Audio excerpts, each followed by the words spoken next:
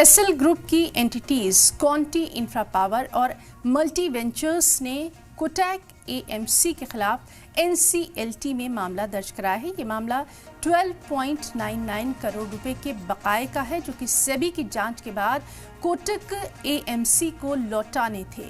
कॉन्टी infra power के मुताबिक 6 अप्रैल 2019 के कॉन्ट्रैक्ट की खिलाफवर्जी हुई है। इस मामले की अगली सुनवाई 10 जुलाई को होगी। क्या है पूरा मामला, बता रहे हैं जी मीडिया रिपोर्टर तरुण शर्मा।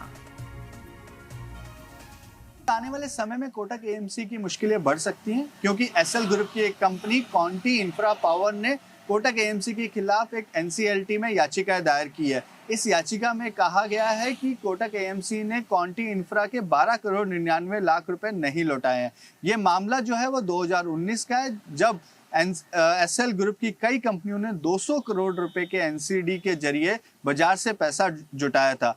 इसी दौरान कोटक एएमसी ने भी 20 करोड़ के एनसीडी जो है वो कॉन्टी इंफ्रा पावर के खरीदे थे, लेकिन इस बीच कोटक एएमसी ने श्योरिटी के तौर पे कॉन्टी इंफ्रा पावर से 12 करोड़ 99 लाख की एक श्योरिटी रखी, जिसको उनको वापस लौटाना था। लेकिन क्योंकि सेबी का इंस्पेक्शन चल रहा था, इस वजह से कोटक एएमसी ने कई साल तक इसको डिले किया और कहा कि जब तक सेबी का इन्वेस्टिगेशन पूरा नहीं हो जाता इस पैसे को नहीं लौटाया जा सकता। लेकिन जो हमारे एसएल ग्रुप के सोर्सेज हैं वो ये बता रहे हैं कि 2023 में ही ये इंस्पेक्शन पूरा हो गया था और उसके बाद उनको रिमाइंड किया गया कि आप ये पैसा वापस लौटा दीजिए। लेकिन कोटक एएमसी बार बार यही दलील देता रहा कि मामला अभी सेबी के अधीन है, इस वजह से ये पैसा हम वापस नहीं कर रहे हैं। इसी को देखते हुए बार बार रिमाइंडर देने के बावजूद जब पैसा नहीं लौटाया गया, तो एसएल ग्रुप की कंपनी कॉन्टी इंफ्रा पावर ने एनसीएलटी में याचिका दायर की एज ए फाइनेंशियल क्रेडिटर कि ये जो पैसा है